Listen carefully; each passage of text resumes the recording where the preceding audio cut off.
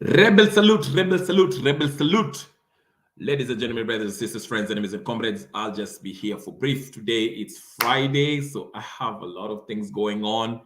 But I just wanted to make a video, real quick reaction to this news that's going on about Ahmednasir Abdullahi, aka the Grand Mola. Anyway, the news came out yesterday that he is barred from actually uh, uh, from the Supreme Court, from uh, making his case in the Supreme Court, Kenya Supreme Court. Okay, him along with his law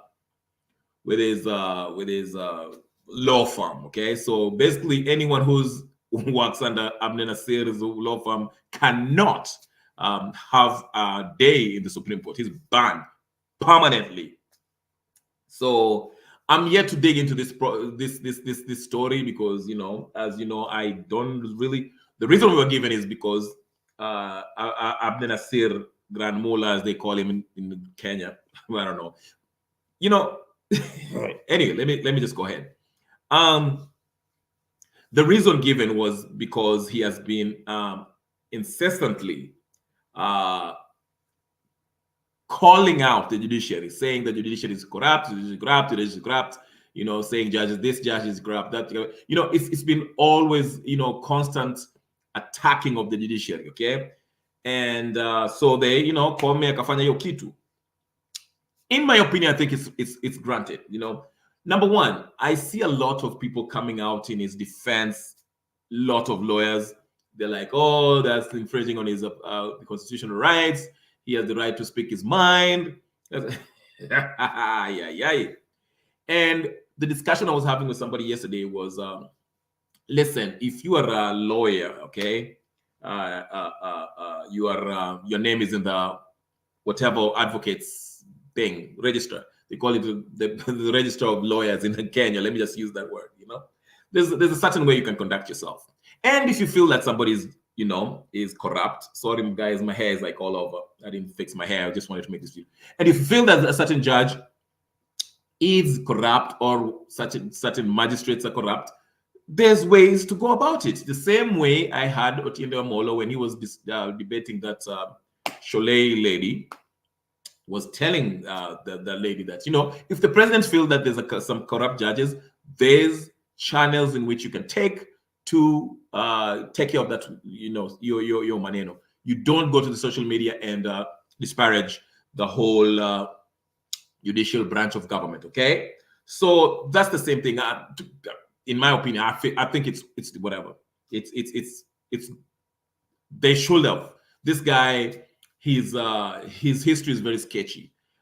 His track record as far as a lawyer is sketchy, and he's bragging about this. I mean, he's known to be bribing people to win cases, bribing judges. How the guy's name is Grand Mola. Mola means money. So, and people still vouch for this guy. I mentioned, if I can find it, I will try to find it. There's one time when he criticized Atwoli, and Atwoli posted some stuff about how this guy forged his certificates and his law degree and all that stuff. And it was so funny because after Atwoli posted that, Ahmednasir, aka Grand Mola, never says something back again. So it's an open secret that this Mr. Ahmednasir Abdullahi, he's even a senior counselor. Kenya nakwambia kuna vituko. Is known to have made his name by paying off winning cases through corruption. Your pesa, that's why he got his name Grand Mola, and he's a billionaire. So when I hear people like Okuru Court, whatever the case is, and a bunch of lawyers coming out and say, "Oh, blah, blah, blah," you're sad. You're a sad piece of work, to actually vote for this corrupt man. And the guy is arrogant. The hubris in which this guy operates in is just it's unmatched. I mean, here is after he was banned. This is what he was saying. Okay, let me just. This is what he said. This is what he said. Actually, he was like, it's a badge of honor or something to be barred by the Supreme Court. And then today he told us that in his tweet, he said, this is what he wrote: I have instructed my lawyers to file a petition in the East African Court of Justice at Arusha to seek legal redress against Kouame's judicial skullduggery and niggling shenanigans. I will not waste time in going to Kouame's corrupt court. Now, this is another thing that lawyers, if you're there, Kenyan lawyers, I don't know what the East African Court of Justice, I don't know if they have jurisdiction in Kenya. I mean, they are ruling. This is the impression I have. This is my understanding. This court of East African Court of Justice, I think it deals with disputes that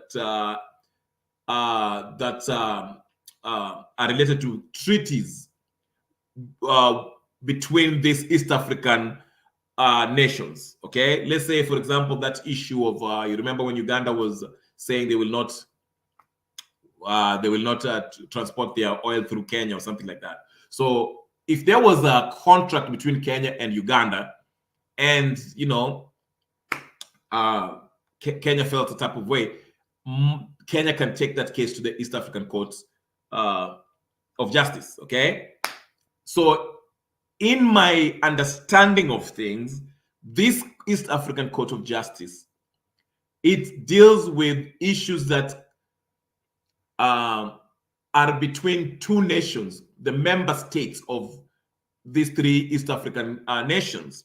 Okay, so the Supreme Court of Kenya is the final authority. Their judgment is final as far as any case that's on the land. You cannot go anywhere. Remember Martha Karua, after they lost the petition in 2022, he went to the East African Court of Justice, and hiyo kesi ilisha hivyo kwa sababu the East African Court of Justice, they don't have jurisdiction on matters or that matters that are concerned with the Kenyan nation. You understand? What I'm trying to say is this: to my understanding, and if you're a lawyer, you know something about this, and you want, I will stand corrected and prove me with proof, with evidence. Okay, the East African Court of Justice adjudicates on matters which relate to issues or disputes between the three member states, the East African nations, disputes that arise between these three nations. Okay, so if the Supreme Court of Kenya decides that Ahmednasir cannot bring his case, cannot even come to Supreme Court, there's no way the East African Court of Justice can undo that ruling, because that's an issue that is within the sovereign nation of Kenya. Okay, hiyo ni koti kuu ya Kenya, mahakama kuu ya Kenya imeamua. Unaona, that issue, Ahmednasir being bad in Kenya, is not a case that has to do with other member states of East African community. Okay, which this court has jurisdiction over, because this is only a court that deals with issues between these member states. Okay, these states, they handle their own, they're sovereign. Okay, they're sovereign. They're three, let's say I'm using just three: Kenya, Uganda, Tanzania. They're sovereign. Each state is sovereign by its own. Okay, so they have their own Supreme Court. So if the Supreme Court of Kenya decides that Ahmednasir cannot come to Supreme Court and argue a case on the Supreme Court, is banned from the Supreme Court of Kenya, he cannot go to the East African Court of Justice and seek to overturn a ruling that has to do with Kenya. Yes, good year. Rebel salute. So for him to say that he's going to this court, I think it's a waste of time. Just like Martha Karua. And I thought Martha Karua knew this. There's no way the East African Court of Justice can actually overturn a ruling that has nothing to do with other member states. E-court, yeah, East African Justice, whatever, Court of Justice, only deals with any issue or any disputes that has to do with issues that are rising between these three ninio. Yes, Captain, I have a link. Wacha ni kuingize kwa link tupige siasa kidogo. Aya, wacha nitume link saizi. I'm putting it right now. Tusikie unasema nini. All right. Captain wants to join the fun. Let's hear what he has to say. Right, na hii ninio yangu. All right. Just kidogo tu. Unajua hapa ni mambo ya jua kali. Okay, sasa ndio hiyo Captain. There's the link. So if you want to get in na uchape siasa kidogo, wacha tusikie tunasema nini. Tutuma link tupeleke watu Kenya. Mimi kinyozi siendi kinyozi. I don't want. Link nimeweka bwana. We, link is there. Ndio hiyo link. Okay? Link is there. Captain, angalia nini hiyo bwana. Link iko hapo. Si unaiona hapo, hiyo ndio link. Ukitaka kuingia uingie. Haya, sasa ni kwako. Yeah, so that's like I was saying.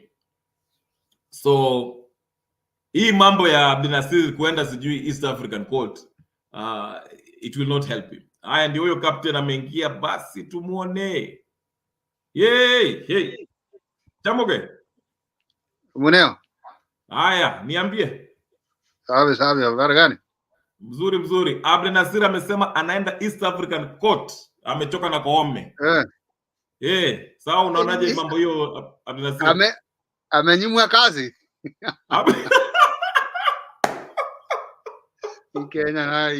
Hii Kenya iko na wenyewe bwana. Ameambiwa hiyo farm yako yote sitaki watu waone hata wakiwa nyuma ya yote. Tumul yote. Wakionekana hata kuacha huko kotini. Hata hii Kenya ni ngumu. Hii Kenya ni ngumu. Na sasa anaweza kweli kwenda nini East African Community kupeleka hiyo maneno. Sasa amesema naenda Arusha, aongee huko aone kama hii maneno inaweza kugeuzwa. Lakini na sasa hii Arusha sasa naona Kenya ndio inakuwa customer huko sana. Mara Museveni yako huko. Mara Ahmednasir ndio huyo. Kidogo tu utaona mwingine tena ameenda huko. Na mimi naona ukio mtata ndio ataenda next. Kwenda wapi? Si huko tu East African Community tena, si hata yeye ameambiwa amesoea kusimamisha kazi za rais kila mara kotini. Lakini unajua yeye haongeangi kesi kiendelea, haongeangi juu ya kesi. Lakini huyu Abdullahi kila siku anasema ati Koome anakulanga pesa, sijui jaji alichukua pesa sijui nini. Sasa Koome kachoka na yeye. Akasema wewe umezidi bwana. Na lakini sasa is it really right for Koome to stop Ahmednasir? Mimi sioni shida. Wacha nikuulize wewe kama wacha nikuulize wewe sasa swali. Wewe kama unafanya kazi huko kwa kazini huko unafanya tuseme KBC. Ukitoka kazini kila siku unaandika kwa Facebook yako ati KBC kuna waizi huko wanakulanga pesa kila siku sijui nini wanachukua ngamhongo, na kuna njia ambayo unaweza uchukue hatua uende kotini. Na wewe unaenda kwa Facebook kila siku ukisema ati boss yangu huyu wanakulanga pesa hapa kila siku. Hawa watu sijui ni watu wa ufisaji. Hiyo ni ungwana kweli? Inaweza kuwa in one way or another sio ungwana, lakini atakuwa amedeliver a point. Lakini hata ndio mimi nakuuliza wewe kama umeajiriwa na unatukana boss kila siku. Unaharibu jina ya boss kila siku, unasema ati wanachukua pesa huko wanachukua mhongo. Wewe unafikiri hiyo kazi utazidi kukaa na hiyo kazi? Kazi yaweza uwezi kaa naye, lakini Why is this boss doing wrong behind our back? Why is what? At why Like is the court? now, like you now, you are in the show. It's your show, I know. It's your platform, Anyway, I have to follow the rules and regulation of the platform. I cannot come here and want you. I want to enforce you now that I'm ejecting you now. Tunaenda sahi kunyoa nywele, and you are the boss. It cannot. There is a way we can follow that. Sasa ndio unasema lakini sasa Ahmednasir hajapata hiyo liwe ama njia ya kuarrest maneno yake na kutini. Ameona online ndio atasaidika. Wewe kama ulipewa kazi kabla hujaingia ukaambiwa hii ndio masharti, hii ndio rules and regulation.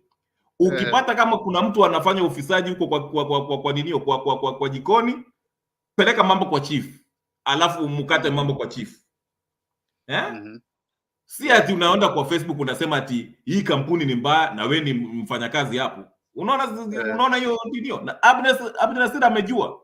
Lakini yeye anaenda akiamka Koome sijui ni namna gani. Akiamka Koome sijui ni nani. Akiamka sijui nani huyu judge sijui nani.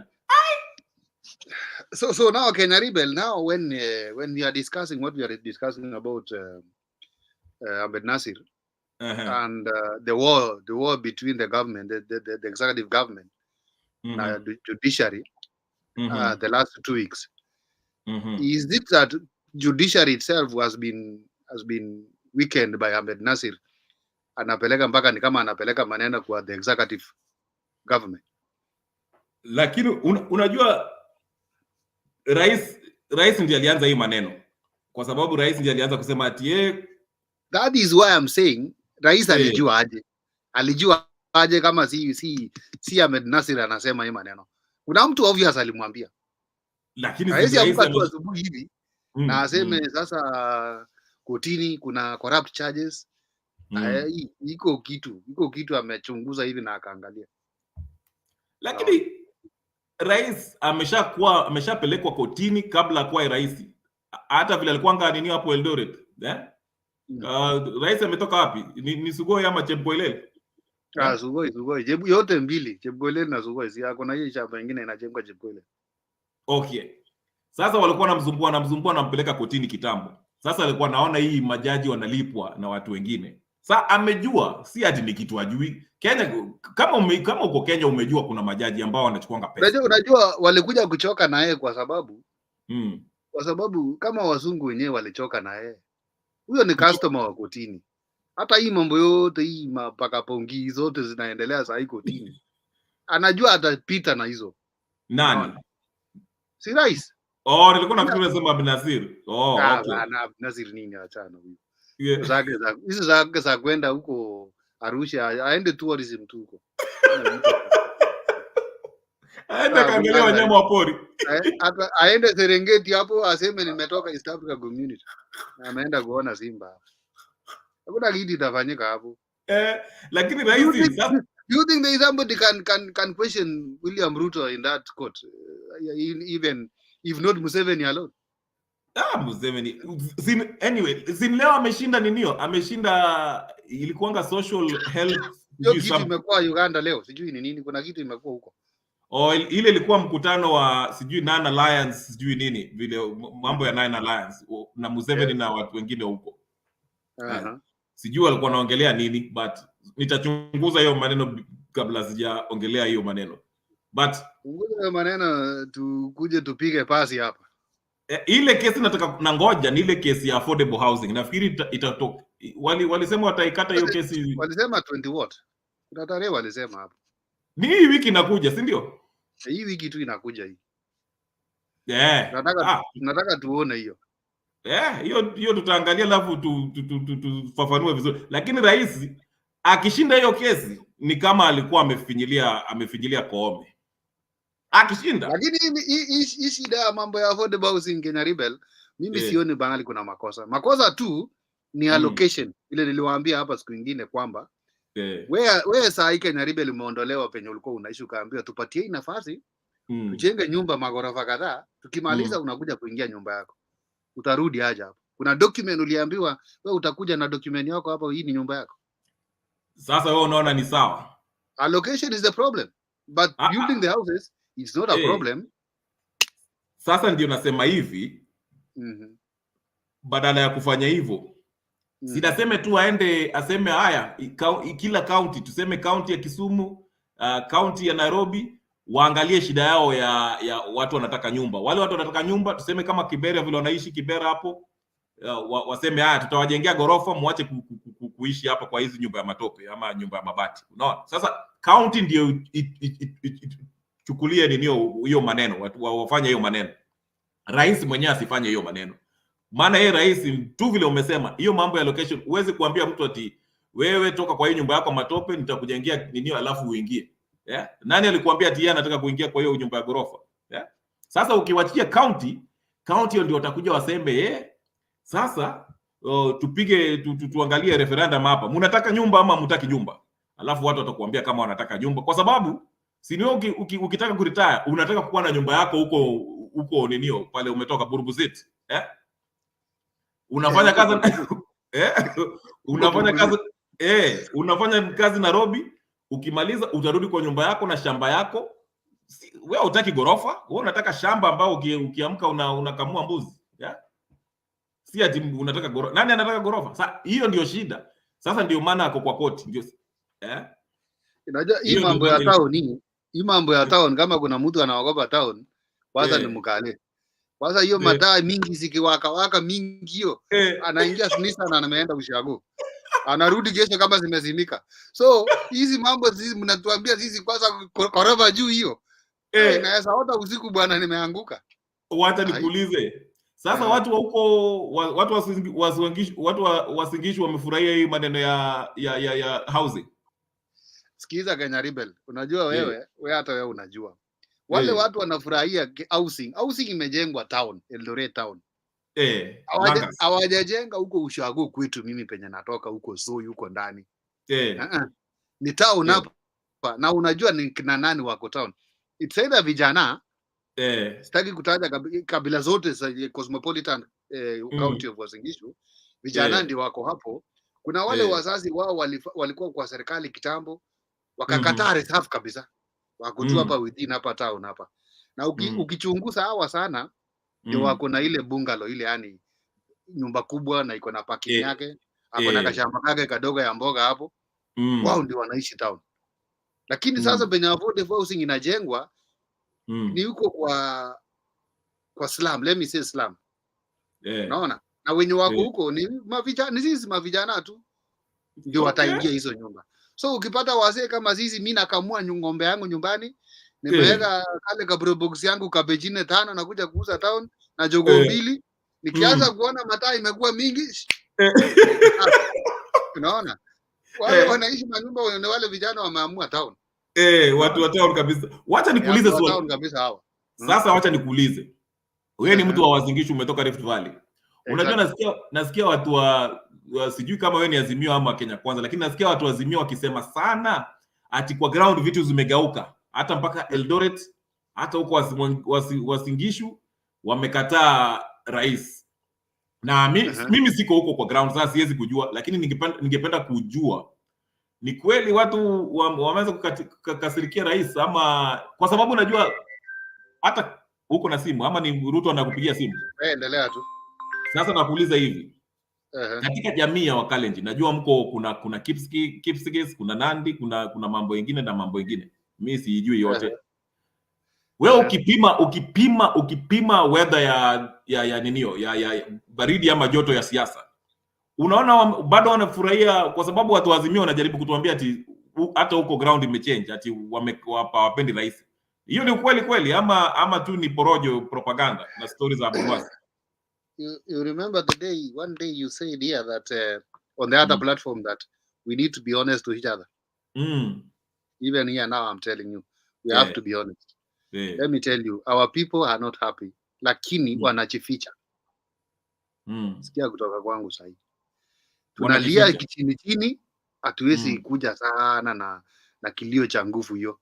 But Rose hawa watu wa supporters wake hata nyumbani penye yeye mwenyewe anatoka, watu wanalia. Watu sasa wanataka kumtoa, wanataka kumuona atoke ama sio kumtoa, lakini ni tu hawafurahi, wanataka perform. Okay. No. Okay. So it's only that they cannot come to public to complain. Yeah. You see, even those people, I see there are some people from my village. They are on comment section. They can tell you. Ni vile tu uwezi jitoa kwa public useme kwamba atufurahi hivi ama hivi. Hata uwezi, utaitia nani press conference? Utaitia wapi? Utasimamia wapi kwanza? Watakuchapa. La, unasema. Yeah. Unaundwa vibaya sana. Unaundwa vibaya sana. Niliona hata utafute kitu kingine ukae. Utakuwa umesema.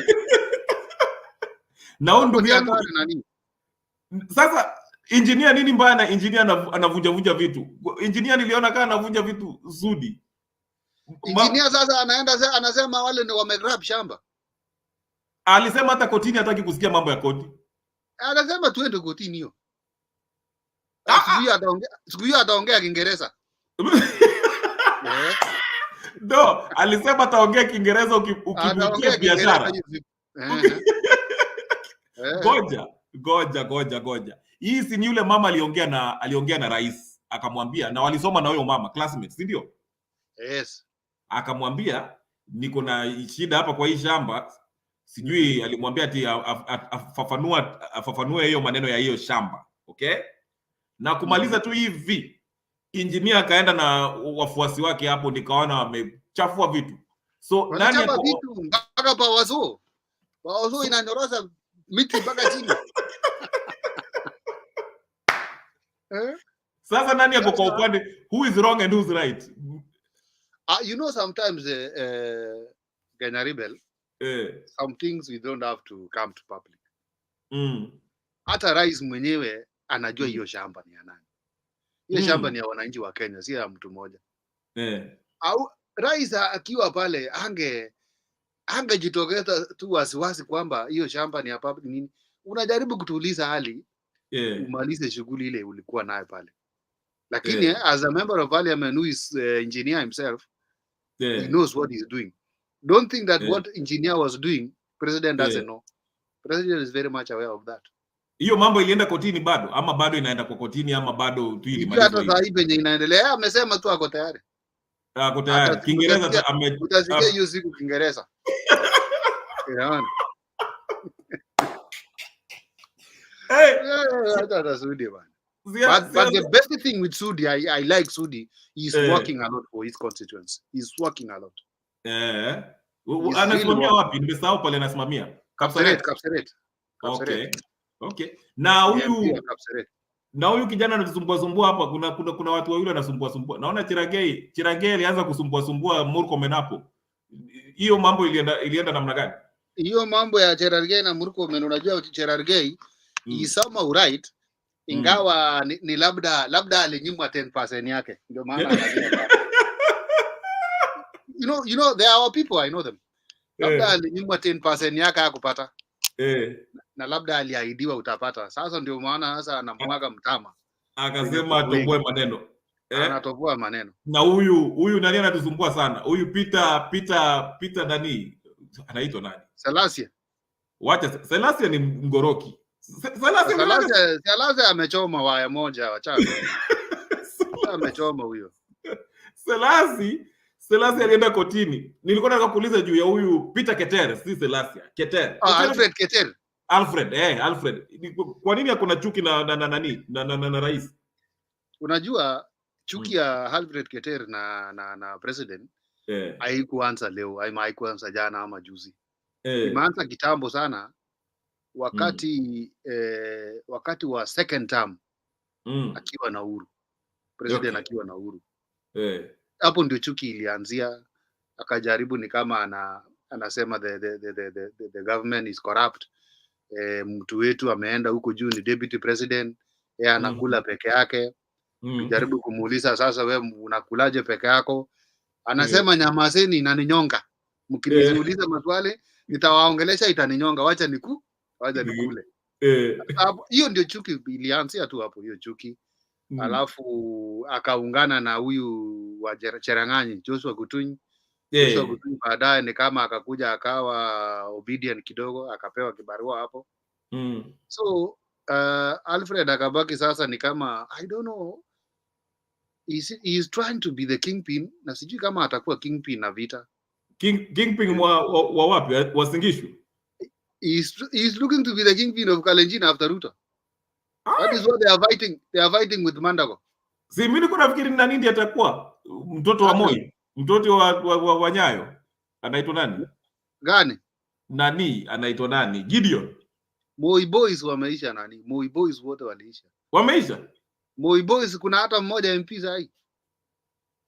Hakuna. Lakini zinako kwa ninio bado ni KANU. Wataninio, watafanya ile KANU tu ni hawa tu, akina Ruto hawa yote ni KANU. Hata governor wa Singishu si alikuwa sijui nini wa KANU. Hiyo team yote ni KANU. So Rift Valley wanapigania ukubwa between Ruto na Mandago na nani na Keter. Sasa wacha nikuambie siri ya Rift Valley sasa. Niambie. Rift Valley kuna kabila karibu 9 ama 10. Tuko na vita ya kabila zote za Kalenjin. Kila kabila inataka kingpin itoke kwao. Wa Kipsigis wanataka Jonathan Ngeno Emuru wa degree MP. Naona? Hapa Wasingishu naona watu wanasukuma huyu mwisi wa university. Mwisi wa university. Anaitwa nani huyu? Mandago, huyu alikula pesa ya Canada. Wasingishu wanampigania yeye. Ukienda side za Elgeyo Marakwet wanataka Murkomen. Naona? Ukienda sasa hii Tugen sasa huyo Gideon yuko. Lakini sasa aeleweki, ako opposition, ako serikali, ako wapi? Ama anachunga ng'ombe huko Kabaraka, tuelewi penye yako hata sasa. Alafu hizo kabila zingine zote at least hizo ndio focal sana. They are trying to fight for their share in all the community. Ruto ni nini? Ruto ni Mnandi ama? Ruto ni Mnandi. Sasa saa hizi Wanandi hawana bahati, saa hii wanaambiwa mmekula ya kutosha. Mmekula serikali ya Uhuru. Saa hii ndio mnakula kabisa, mmekalia vizuri. Sisi pia tunataka mwingine wetu aingie pale tu. Yaani sasa ile wanasema watu wa South Rift wanasema nyinyi North Rift tumewasupport sana. Sasa ni support. Yes. Okay. So just like national politics also. Yeah. So it is graduating like that until we reach national level. Lakini on the national ikikuja saa kupiga kura wanaungana pamoja. Sasa national inapigwa block. Okay. Tunakumaliza wewe Kenya rebel kwanza. Alafu tukuje sisi ndani yetu pekee yetu tupigania nyumbani. Okay. You understand? Yes. Na kupata. That is now how we do things. In our politics. Mimi vile naona isigwe wananisikia hapo watanigonga mawe. Leo sirudi kwa nyumba. Ukae tu kwa town huko kwa mataa. Watanilima mawe hao. Ukae tu kwa taa huko kwa town. Ndakaa sasa kwa mataa mengi leo. So that is it. Mimi naona mimi nikiangalia mtu anaweza kukuwa the next kingpin hapo ni Murkomen. Yeah, anaweza lakini akipunguza hiyo wizi yake hiyo. Hiyo wizi anafanya hiyo, anaweza kuwa kingpin. Wewe hata kuongea kwa Joanna Ngeno he can make a good leader. Joanna Ngeno is talking sense. Yeye ndio unaona hapo na engineer? Engineer sasa unajua alikosana na vitabu bana. Unataka mtu amekula kitabu kidogo. Sijui alikosania nini na vitabu. Sasa hapo ndio itakuwa shida bwana. Hapo lazima tukue na mtu amesoma kidogo. Sasa mkienda kukutana na kina hii president wa Rwanda, unaenda kukutana na Trump na unaona Trump tena ndio yeye anakuja. Utaenda kuomba msaada aje Trump na Kiswahili. Unakuruga tu kwa nini hiyo lugha yako? Ukuwe na mkalimani hapo kando. Mkalimani hapo anageuza maneno. Si lazima uoze. Kitu nataka tufanye keep keep. Yes. Kuna yule kijana ulileta siku moja kwa ninio kwa nani CPA James. CPA James, I think I have to buy bundles for James. Hiyo ndio kitu inamsumbua. Kwani ako wapi Eldoret ama ako wapi? Ako town, ako LD tu hapo. Huyo ako LD. Ako kwa koti moja governor hapo. Okay. Sasa kuna siku moja nataka tu organize. Ile siku ile uko ready? Yes. Tuchape siasa ya Rift Valley vizuri. Hiyo sasa ndio atakunyorosha vizuri na hiyo siasa. Atakunyorosha? Anajua siasa sana mbaya. 10-1. Ala. Nili. Siku hiyo nitafanya tizi. Hata nitakuwa kama engineer. Tizi kabisa vizuri. Tizi hata lakini nataka tufanye kama hapo online. Hebu aje nimpigie usikate si hata utasikia tu akiongea. CPA mwenyewe. Tupange siku ya siasa hapa. Ndio hiyo. Ako online. Ako online. Okay. Sasa tufanye hivi. Sijui wewe unapiga. Bado unampigia. Hata ataongea tu hapa sasa.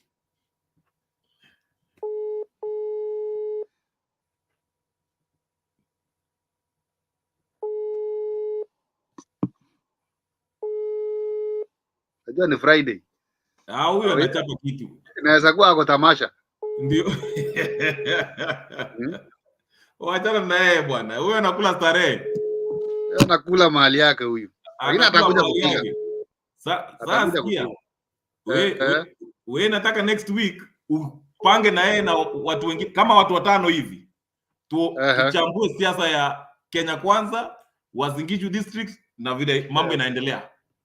Tutanyorosha hiyo maneno. Tutaweka unaona kitu kama Wednesday hapo. Hii Wednesday inakuja? Katikati ya wiki siju hapa kuanzia kesho niko busy, Sunday kidogo. Wednesday ni sawa. Monday pia nitakuwa busy mahali kidogo. Unaenda kuona video hapo. Wednesday. Tuesday nitakwambia kitu Tuesday. But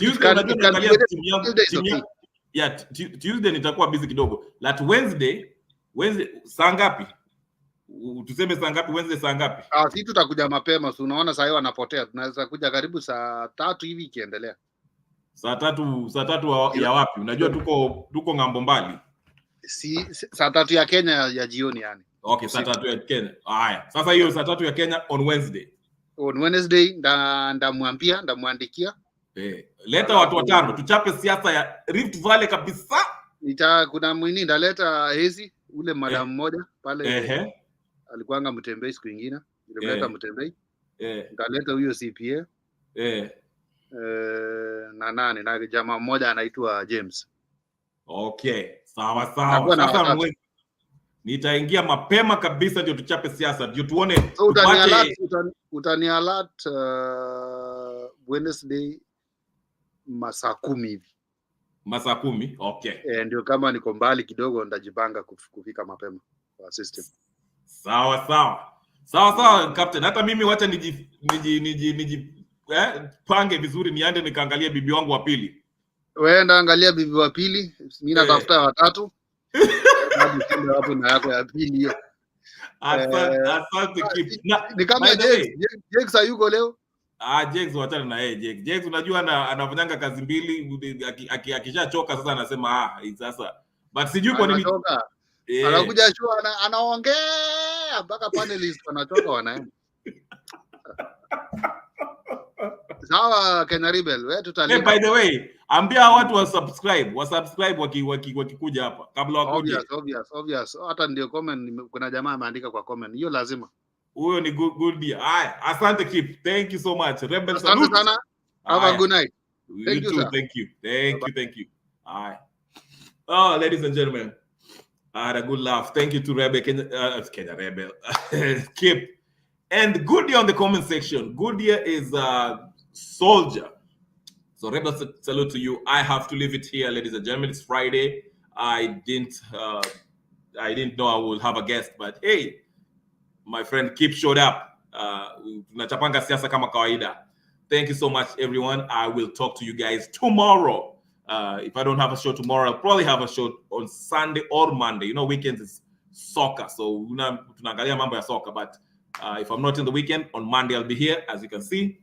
Yes, good year, I agree. So watch out for Wednesday. I'll be here. I'll talk to you guys later. Thank you so much. Peace and blessings, and I'll see you later. Peace.